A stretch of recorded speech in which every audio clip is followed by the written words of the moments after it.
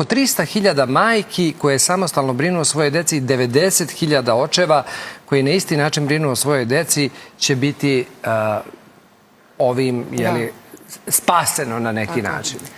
Mi imamo zvanične te informacije iz popisa 2022. godine, čak i broj majki u stvari nešto veći nego što ste vi pročitali podatak. Dakle, sa popisa ima negde 320.000 majki koje samostalno brinu o svojoj deci.